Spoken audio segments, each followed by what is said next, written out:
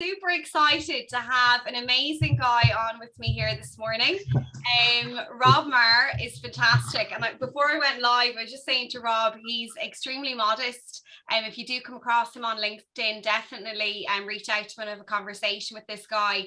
I met Rob on LinkedIn, actually, oddly enough, and I had a conversation with him. And from then, Rob is one of those people who have a conversation with him and your head starts going and you start thinking. In really gets got me thinking anyways about my business and about coaching and people in a different perspective than a lot of other people. So who is Rob Marr, you might ask?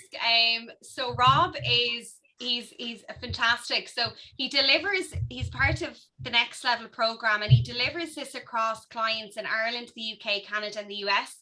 He founded his business in 2007, and he's over 20 years experience in the coaching industry. And you can tell when you listen to him talking about it. Some of his clients are Uniphar, Braun, KFC, Butlers, Lloyd's Pharmacy, Mr. Price, Five Guys. When you talk to a lot of coaches out there at the moment, they'll talk about all of these tools, about all of these practices, but where Rob really has an impact in really putting it into tuition, what it is you actually do in that forte. And he also just wrote his very first book, so if you haven't checked it out, check it out. It's called The Lost 90%. Hold it up there, Rob. Amazing. So we're going to talk a little bit about his book, a little bit about coaching and training, and obviously this is the retail growth series, so we're going to talk about where those gaps are, I suppose, in retail, and they're across other sectors as well, and I suppose different things we can do to bridge those gaps. And get a pen and paper and write down, because there'll definitely be notes and takeaways from this session today. So thanks for coming on, Rob. You're welcome. Yeah. So just, we touched on your book there before we get into anything else, and tell me about how the book came about. So where did the idea of the book come about? Well, it's that's a good question, actually. It did come from one particular place. It was more, I suppose, some of it was to have an effective marketing tool, to be completely frank with you, to have something which I suppose consolidated some of my thoughts on the area that I teach and work with clients into like a bite-sized format that people can kind of get access to. It's something that I use now and will continue to use as kind of like a business card nearly, rather than necessarily a book in itself. It's part of an idea of 3 books that I wanted to put together. So I'm kind of halfway through the second one now, which I'm co-writing with a colleague at the moment. So yeah, the book was just kind of, it was an obvious thing to do in many ways, for taking what I see, what I think are the challenges in business at the moment, and then kind of putting it into some kind of sensible order that would make sense and allow people to get where I was coming from. Okay.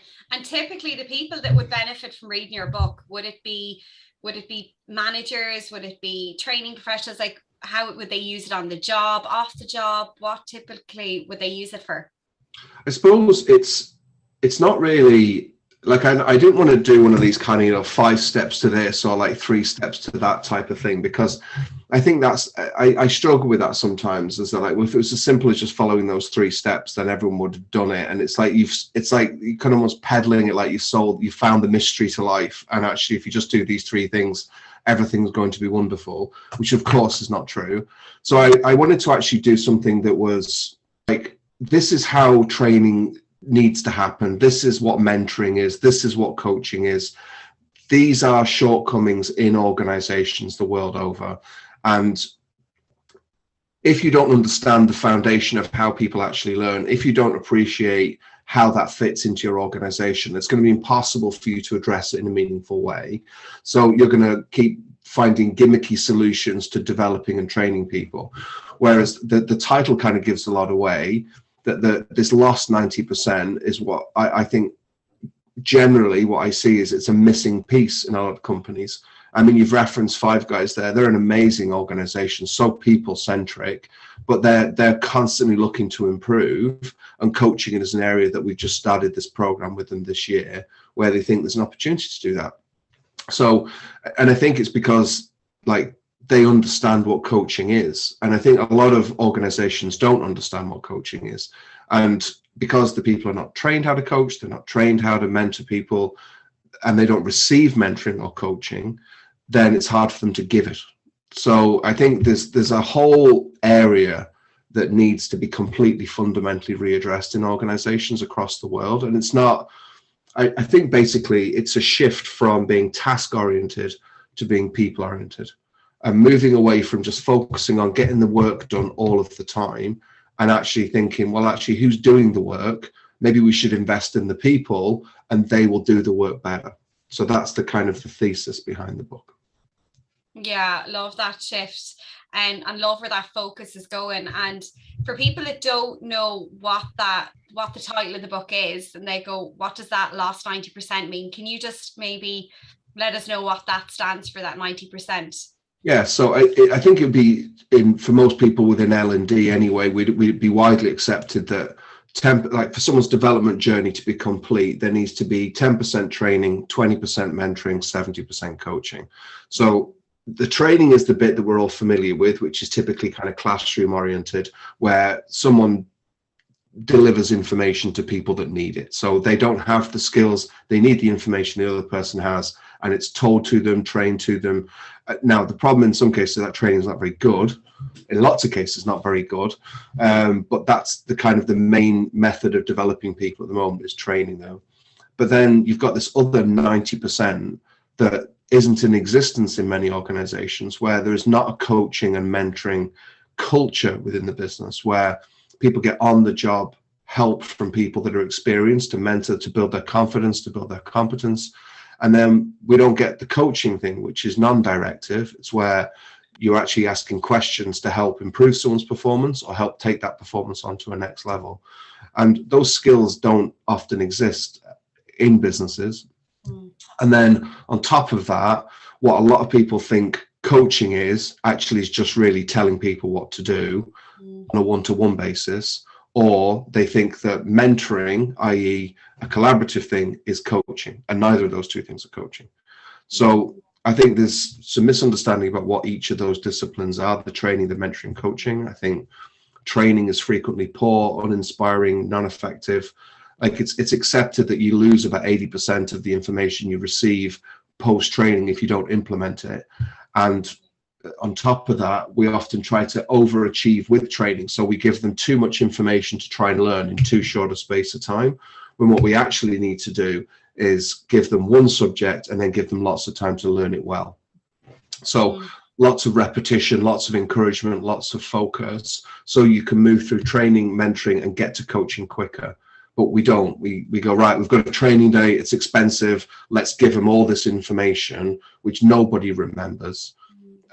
Maybe they might pick one or two things, but at the bottom of it, what it fundamentally doesn't achieve is a change of behavior. If you think about the purpose of developing someone, is to change their behavior, it's to improve their performance from any level, whether it's just beginner or an expert at something. And if we are using a tool which doesn't work, i.e. training on its own, and we know it doesn't work, and everyone hates going to bloody training courses which don't work because it feels like a waste of time, why are we still doing it? It's like there's no other part of business where you would spend money on something and time on something that was totally ineffective, and then you'd still keep doing it out of a tick box exercise. And I think this is partly what the problem is. We spend money on it, we don't see a return on investment, so we don't think it's very good, so we don't prioritize it. So it becomes this necessary evil that, all right, we've got to train our people this month or this year. Like the average spend per head in North America is $1,250 a year per person. Like that wouldn't even classify as investment. Like that's no spend at all. It's all very well having online materials, and they're fantastic if they are part of an overall learning environment. But if there's just like, that's the thing, and you have to go and find it yourself, and no one's mentoring on what you've learned, no one's helping you develop your thinking, no one's helping you utilize that to become a better, more efficient employee, colleague, contributor to the organization, adding value to the customer, then what's the point in doing it? I often think sometimes no training is better than bad training. Yeah, it's funny you say that, because I many years ago, I worked in Next at the time, and one of the best trainings I ever had, Rob, was actually, and to this day I still haven't really seen it being done, where we were sent on a training day, but the best part, the most effective part of it was that the trainer actually followed up. And this is where I see the big gap, is that there's no follow-up, and actually came back and said, after the 7 days, what part of your daily role did you implement what we done in that course? Yeah. And because we knew we had to go back and give specific scenario examples of where we implemented it, that always stood to me. And I'm going back now about, 12, 13 years ago. And that always stood out in my mind. And I always looked for training after that to see, would they actually follow up with us? We had to send on photocopies of what we'd done. We had to fax it at the time. We were faxing. But as in, it was, there was a follow-up there. And I just find a lot of the time where it's missing is the follow-up piece. There's no, we don't go back, to something we done maybe 6-8 weeks ago and go, where have you gone now with that? How have you put your own, your own take on it, or how have you kind of developed it further? And that's the biggest area that I see that we seem to fall down on a lot. What do you think about that? I think it's true. But I mean, even with what you described, though, it sounds like they'd outsource the follow-up to the trainer. Yeah. And that's like, okay, that's fine. If you want to pay for that person to do that, it's why, and I'm very lucky to work with some absolutely amazing companies. It's why more often than not, they usually want to do coaching follow-up. They want to train their managers how to coach, and they want to do the training. They're interested in the whole piece. They're not interested in just doing some training or get the trainer just to do it. They want to see the whole cycle. They want to see the tide lifting and lifting all of the boats. And I think it's the investment in the people. It's actually a mentality shift. It's actually saying, I want to follow up. Like, I'm sure if there's anyone watching this, if you've attended training, how many times did that happen? How many times did you go on training? Did someone follow up and ask you what you learned, and then ask you to show them what you'd implemented? Such a simple thing. How often do we do it? I don't know. Not much, I would think. Yeah, definitely. And I always, and I don't see this a lot, but in a lot of places I worked, Rob, there'd be certain people that I used to fall into mentoring certain managers in certain businesses, and it was just because there wasn't that there.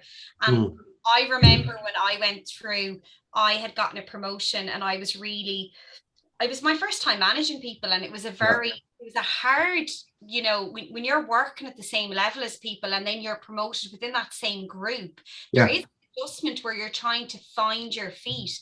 And I'm thinking, how amazing would it have been back then, if I rewind back years ago, if I had a mentor or somebody there to support me in that transition.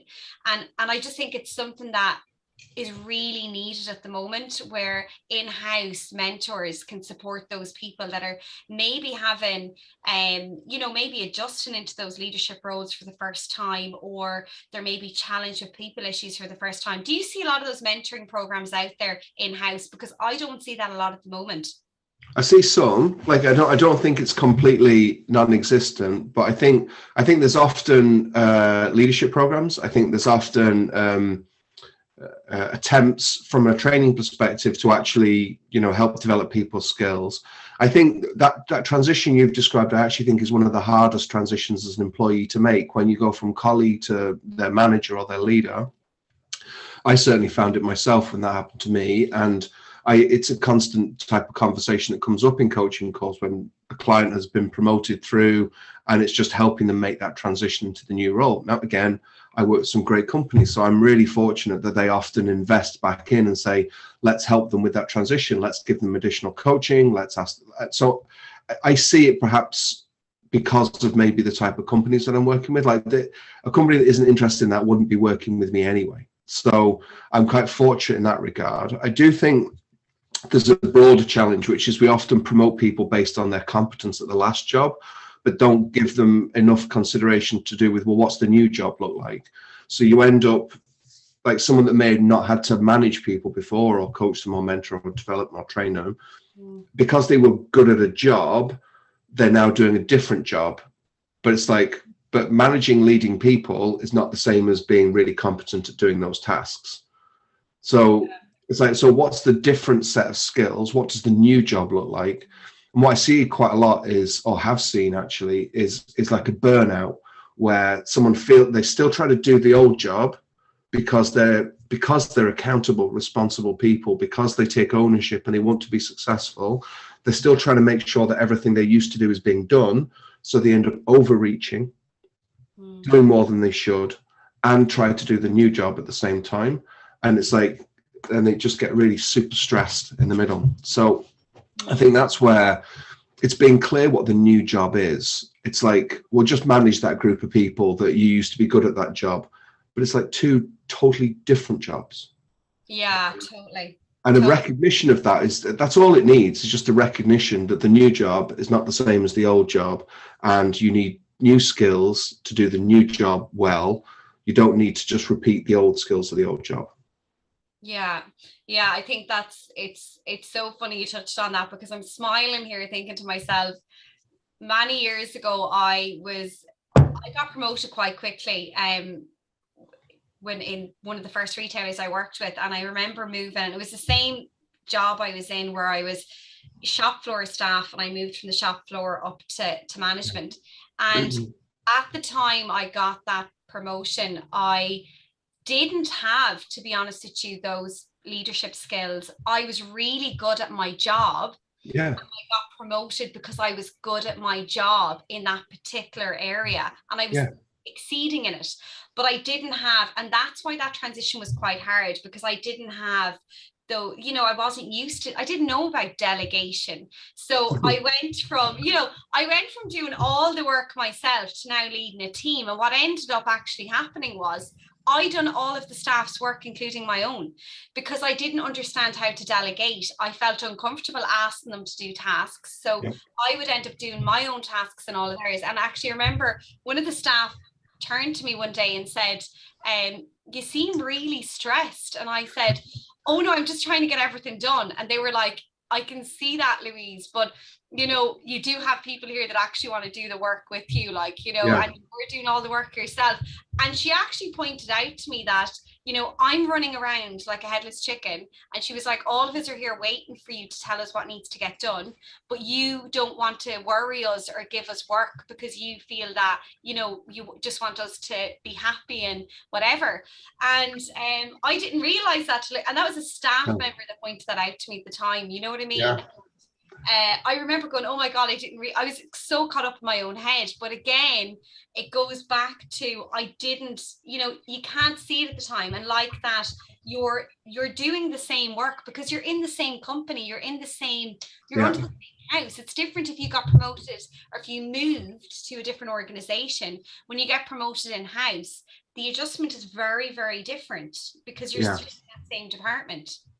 It's even just the time, the being allowed the time to develop, but also for your mentor, your coach, your leader to have the time to be able to invest back into you to ensure that's a good transition. Too often it's, sink or swim. Good luck with that. You've proved it, and you go, yeah, I got the job, and you go, oh crap, I've got this job. It's awful. And I remember I quit very early on after my first regional, when I got my first area job. I was absolutely in bits after a few weeks. I was just like, nobody's turning up to meet me. It was just like, I don't know what to do. I had none of the skills at all, zero. I had lots of me skills of just being me, but I didn't have any I actually think I was minus skills in the new job. I was actually actively making things worse in the new job. Yeah. So it's really difficult. But again, I think this comes down fundamentally to the way we think about developing people. It's it's not just training and then that's kind of it. And, so much time and energy is wasted on stuff that has zero chance of success. If you knew, it's proven, there's a model that people learn through. We know how people learn. It's not a mystery. It's not the 5 steps to a magical formula thing like we talked about earlier. It's like, we know how people learn. We know they need repetition. We know they need encouragement. We know they need to develop their confidence and competence as they're doing it. And then for them to really excel, we know they need coaching. We all know this, right? It's not like, oh, really? That's fascinating. I never heard that before. You know it about yourself. Like that phrase, teach someone to fish, you know, give a man a fish and they'll eat for a day, teach a man a fish, they'll eat forever. That's been around forever. Yeah. Like, why is that such a foreign concept when our organizations are full of amazing people that actually, to put the proper time and investment into them, will reap a reward? I don't understand how there can be a disconnect around that. But at some point in the last however many years, we've become lost. Like we think that the work is the most important thing. And the work is not the most important thing. The work is a way to teach people and elevate people's confidence. It is not the main thing. It is a byproduct of teams working well. When teams work well, the work is a brilliant byproduct of it. But when the work is the focus, all you get is unhappy teams. Yeah. They're just stressed. They're just working really hard, trying to get all the work done. And it creates more problems, because the more work you complete, the more work companies expect. So it's like, where's efficiency in that? Where's innovation in that? Where's creativity in that journey, that conversation? Yeah. And when do we actually spend time going, hey, let's just rethink how we look after our customers? Like it's so binary, kind of this approach of it's either invest or don't invest. You either look after your people or you don't. It's not like that. It's like, always look after your people, always develop them, always train them, and then you will get great results. It's like, we use sport all the time in business as an analogy, all the time, yet miss the very basic component of 6 days of training to have one good result, a game, right? All people do in sport is train and practice and get feedback and get coached and get encouraged and help people improve micro pieces of their competence to become good for when they need to deliver. Yet in business, it's totally the opposite. It's all about the game and not about the development. Yet we're always talking about sport analogies, and it's like, well, the most fundamental analogy about sport is they invest most of their time in training, coaching, and mentoring. Yeah. And then the work takes care of itself. You have excellence because of that. Yeah, I think from me looking at it from managing people, it's not built into the day-to-day practices. So, you know, I found and a thing that always came up that got in the way was time, Rob. And I just, it always seems to be a time thing. But, you know, I think what ends up happening to managers is you're told, you know, you have to have your conference calls. You're told you have to do all of these deliverables. You're not given any time to train the team, but then you're expected to train the team within doing all of your tasks, but you're not being allotted that time daily to train the team, you know. So it's kind of like, we're going to give you an hour or two a month to do a product launch, but then we're not going to bother giving you the time.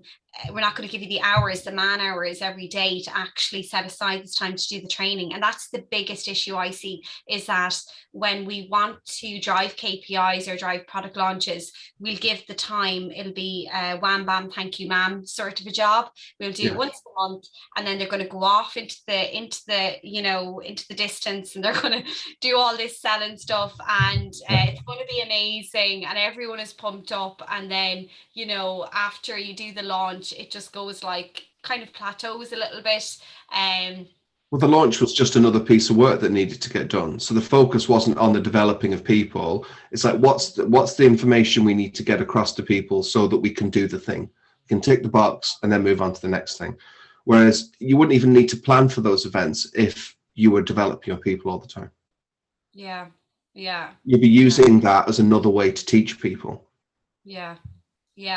I think for a lot of places I see, it's the short-term gain. They're looking for that, you know, that immediate, like what you touched on, that immediate almost response. We're not looking at we're not investing in the long term. And that seems to be the same issue that still exists, that's existed for a long time, I think. Yeah, it's the problem is that we've become so used to it that it's become normal. And it's not that I'm certainly not in any kind of finger pointing game here, because I get it. And even in my own business, you get very preoccupied with the work, and it's very easy to deprioritize investing in myself. Like, when was the last training course I went on? When was the last coaching? Do I have a coach? Do I have a mentor? So it's something I have to, even in my own little enterprise, I have to keep investing in those things. Like, I have a 12-month program I'm in. I've got like 3 different coaches that give me coaching on different things. Because if I don't have that, then I'm not investing in me.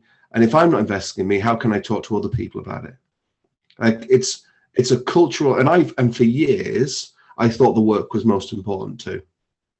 And it's only since actually I put myself at the center of the business in terms of me coaching, developing, learning myself, reading more books, attending more programs. Like, every year I'll do a course which is slightly left of center to just give me some fresh thinking about something in addition to the other stuff.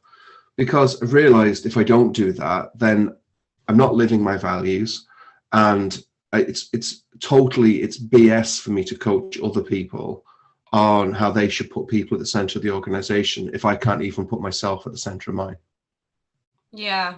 So it's a cultural thing. Like, it's a shift in thinking where you go, the people are the most important thing. Let's just put the work to the side for a second. Let's think about how we can use the work to develop our people, not how do we use our people to do the work. Because one has only got, it's just like more work. Like, thinking about, what did we learn today? What could we improve tomorrow?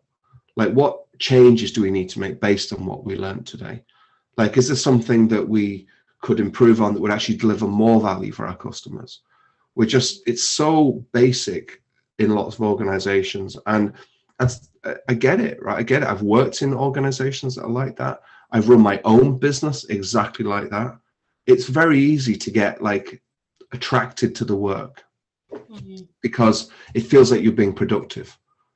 But actually, it's like this false reality where you don't improve at all. You just plateau because the work is the work, and you don't get to really tap into anything meaningful.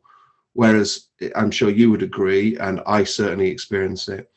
Like, I had a call with one of my coaches on Friday, and it was just like an hour and a quarter. And like, that hour and a quarter, it's like worth 10 hours just by being asked the right questions, being someone pushing you, challenging your paradigms, challenging the way you think about stuff. And it unlocks potential. So like, even on the back of that hour, I've got like 3 different things. One of them I've already taken action on. I was just blocked on it. But then as soon as I had that call, I go, there's no reason to be blocked. Let's get going. And you start moving forward.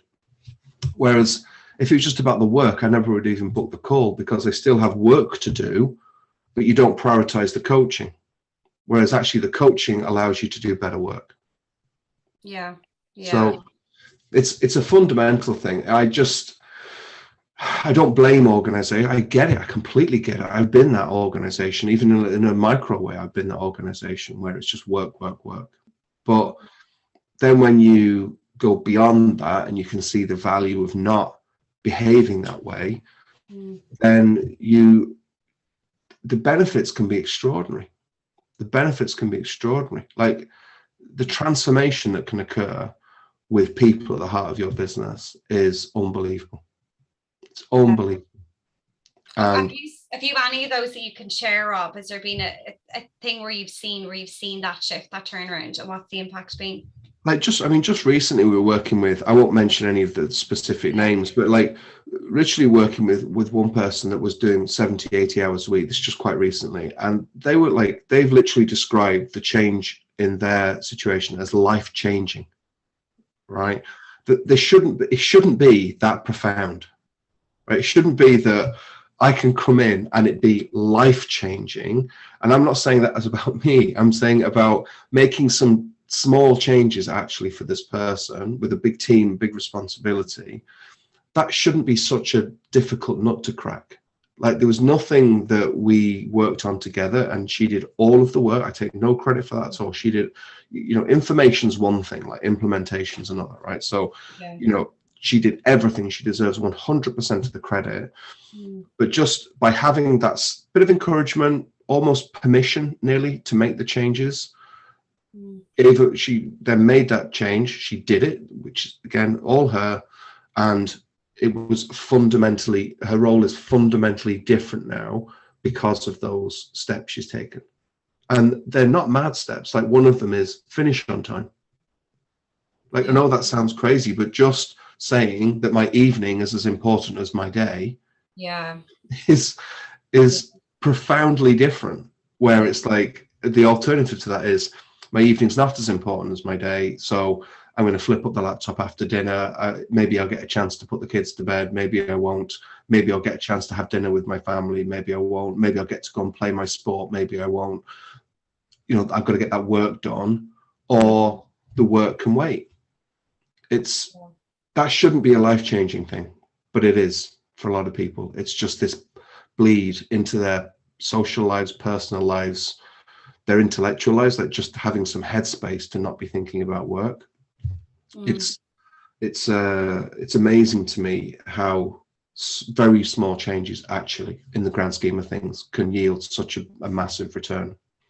So I don't think the answers are very far from us, but it does involve like stopping the bus for a second and going, what are we at here? Like, is everyone burnt out? Is everyone stressed? If they are, maybe they're not being productive. Yeah. I remember there was a scenario with someone that was changing jobs, and they'd kind of been tasked with doing 2 handover documents. And one was like about all of the businesses they were working with, and then the other was with all the people they were working with in those businesses. And it was like, giving details about all of the different relationships to hand to the next person so they could kind of go, makes sense, right? Yeah. But they were like, I'm going to have to take the whole day to do this. And they were just like stressed and busy. And they were like, look, I'm going to have to cut our call short by like 20 minutes, by half an hour, because I just don't have time. And they were like, I've got to write all these reports up. And I was like, well, why don't you introduce a scoring system instead and describe what those scores mean, and then just score each of those businesses and score each of those people relative to that. So you can just kind of go, they're a 4 out of 10, they're a 5 out of 10, they're a 9 out of 10, and just do it that way. She's like, oh, right, okay. And then we did the scoring thing in about 10 minutes, and she had the whole thing finished before the end of our call. And then we still got time to talk about the other stuff, and she had the whole day blocked for that. And that's not a criticism of her or the organization. That's just, when we are busy running at 100 miles an hour, we don't think about what's the best way to do things. We just pick up the job and we're like, let's get it done, get it done, get it done, get it done. Whereas that's, even if you took that as a coaching opportunity, that's a way of thinking that was different to what they were doing. Then I wonder, were there any other applications for a similar process where we need to pass on information, where we could use scoring as a good exercise rather than detail? So you can then utilize that piece of work if you stop and slow down to go, I wonder what are the other applications we have. Transfer, replicate, improve the whole organization. And there, of course, there were, like, when we followed that conversation through, there was like, we could use it for this, we could use it for that. But if we're working too much, or we're not running at 100 miles an hour, we have no time to think about innovation or creativity or efficiency. We just do the work. So it's a shift, right? It's a big shift. It's an easy shift, but you need like the will to behave differently towards the work. You've got to say the work is less important than the people. Yeah. And that's a hard right to take if the business is set up to be focused on tasks. So I genuinely believe there's very, very few people that go into work trying to do a bad job. Very, very few people. Like, I think most of the time, most people go into work wanting to add value, wanting to contribute, wanting to have some meaning to their work, wanting to be in a good team, wanting to be developed. I rarely see bad apples, if you want to use the generic term. Very rarely see that. I see people that have just completely disenfranchised, or there's poor communication, or there's been a lack of investment. But if you think about how it translates to our human relationships, like with your partners, your boyfriends, your girlfriends, your husbands, your wives, your friendships, your family, we have to put effort into our relationships to make them work. Like it's not like a given. Yeah, we've got relationships all day long at work. What's the focus? Is the focus on the relationship, or is the focus on the activity? So it's a small shift, but also a really big shift as well. But the results on the other side are transformational when you make the change.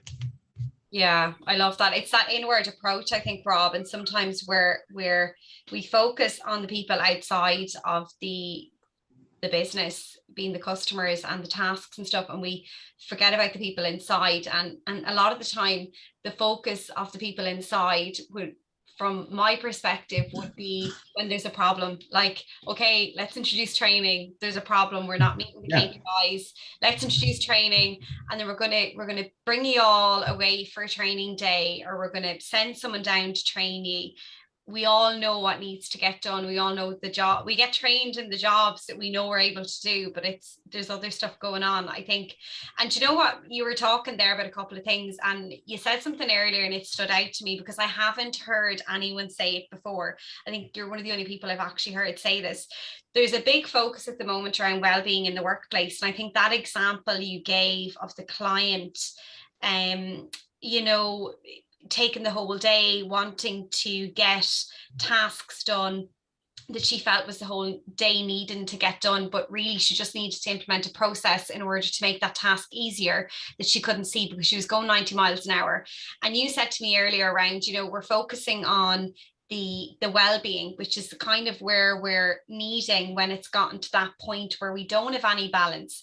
But you said to me earlier, if we really looked at having proper things in place, the coaching, the mentoring, the training, that maybe then we wouldn't need all of these things maybe applied, because it's gotten to that point now where people need that as a remedy.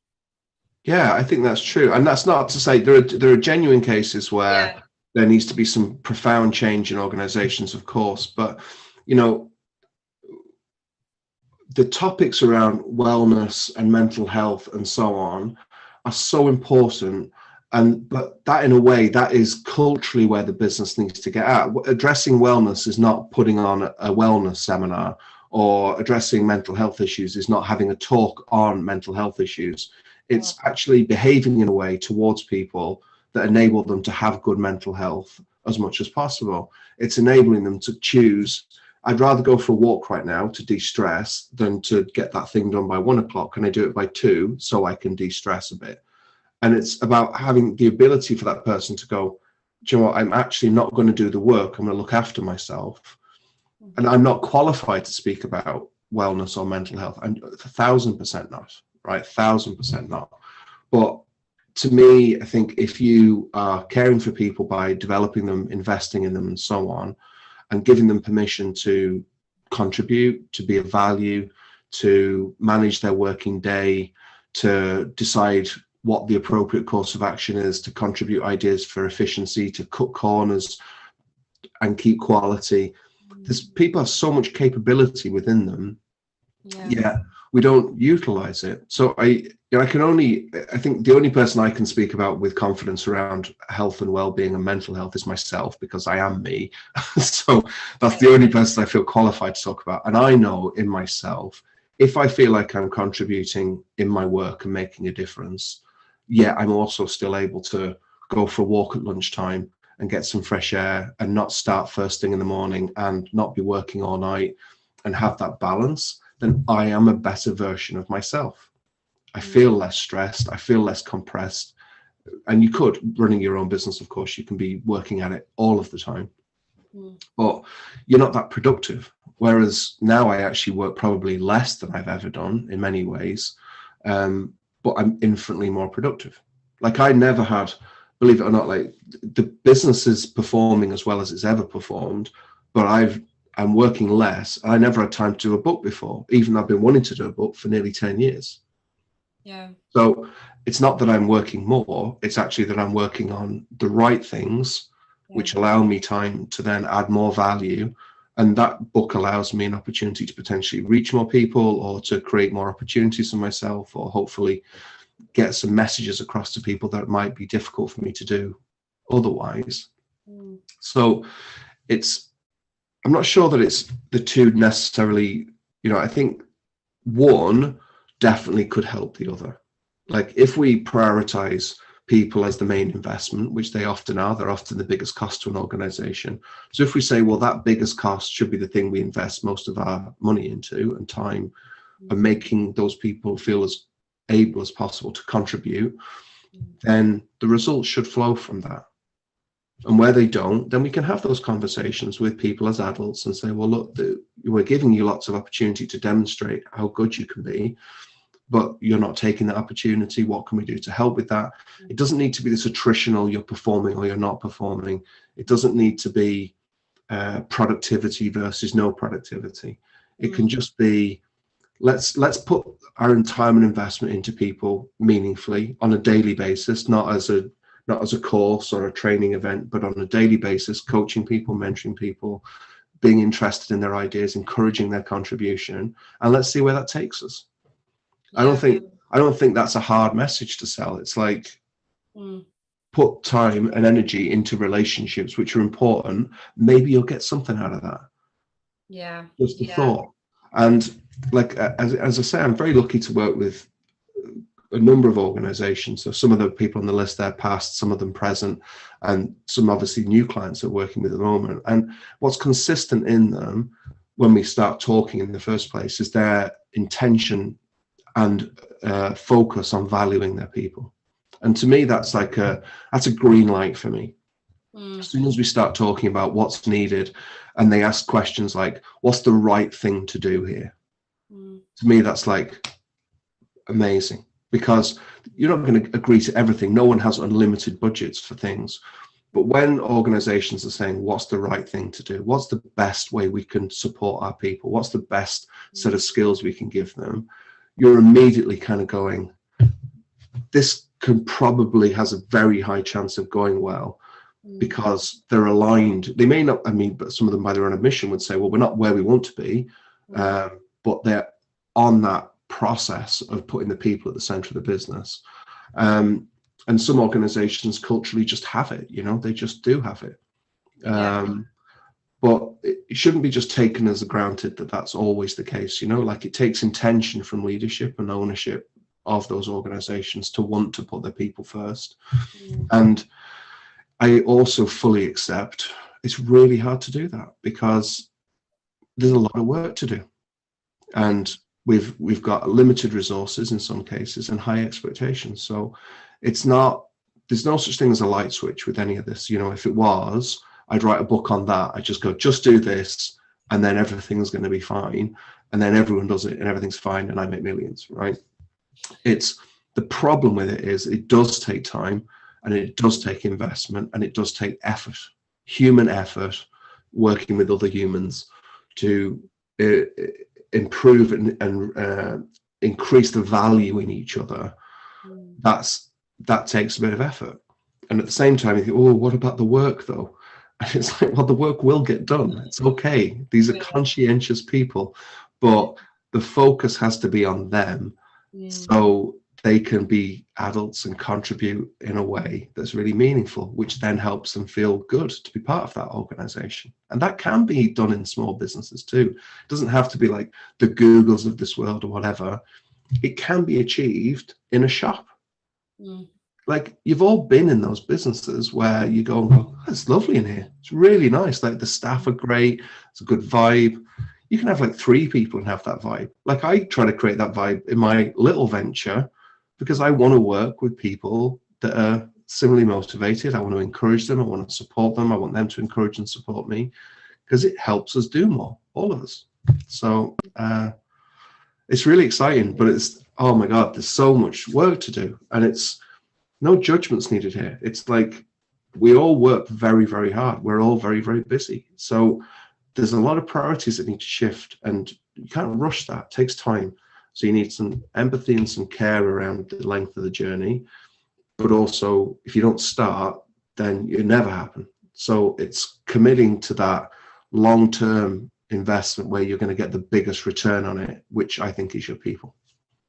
Yeah, love that. And love that it's going back to that, it's looking at the whole process, the whole individual and the whole relationship, as opposed to this is kind of the output, this is the issue. And sometimes we look at the results as a metric, and we don't always go back to what those inputs are.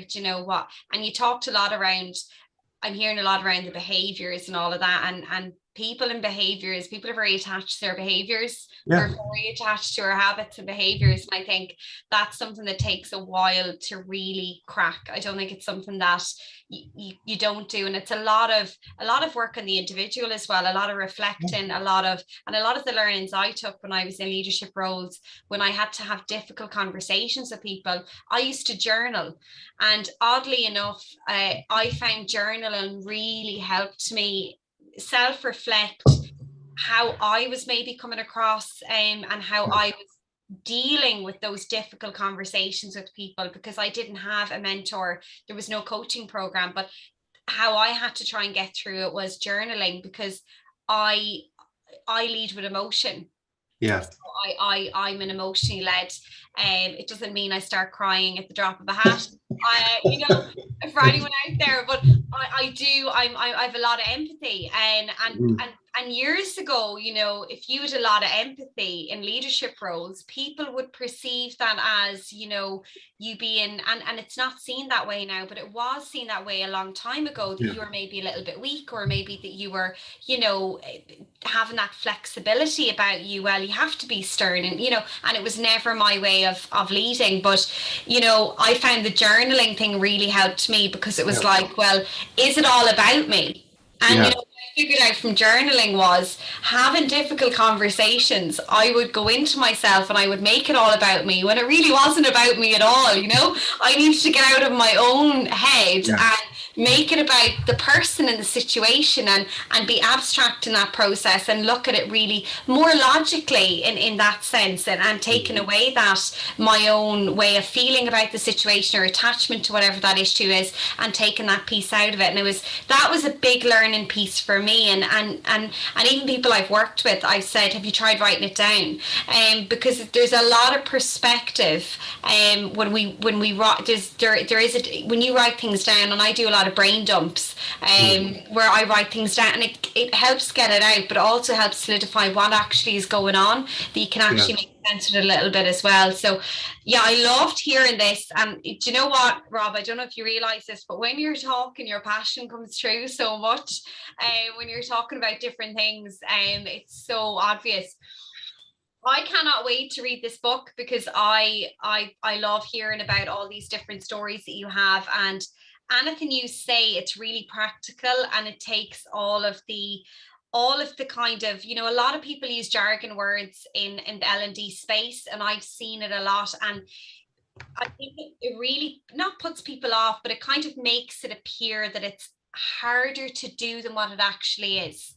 And I think you come at it from an easy to do way. You know what? It's simple everyday things. We ask these questions. We initiate these conversations, and it has that flow going. I've loved having you on this talk today. And if anyone wants to get in touch with Rob, he's on LinkedIn. His book is released. There's another 2 coming in this series.